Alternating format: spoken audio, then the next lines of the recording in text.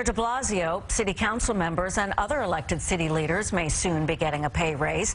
A published report today says the council is asking for a hefty one while changing the rules on how much council members can earn. CBS 2's Sonia Rincon with the story from City Hall.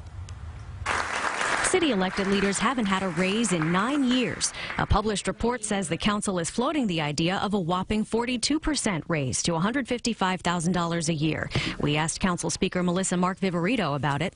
I can't verify one way or another. The report says the pay hike would make a council member's job officially full-time and limit outside income. The vast majority of my colleagues put in more than 40 hours a week. Republican Eric Ulrich of Queens is also for the idea of eliminating so-called Lulus, extra fees members get for things like chairing committees. Those stipends are not given to everybody. They're not rewarded on a merit basis. They're really given to individual members on a political consideration, and I think that the time has come to get rid of them. Fritz Schwarz heads the independent quadrennial commission that will make recommendations on all these issues.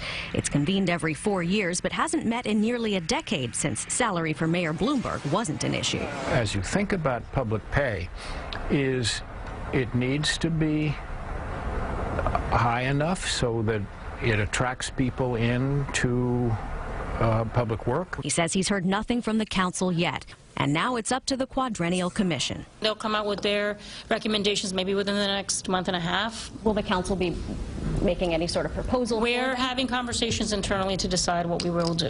Whether or not the commission hears from the council, it wants to hear from you. It's having 2 public hearings on the issue of raising salaries for elected officials November 23rd and 24th in Brooklyn and Queens. At City Hall, Sonia Rincon, CBS 2 News. And the head of the city's largest municipal workers union says elected officials deserve a raise, but there are still thousands of city workers who have not yet received a fair wage increase.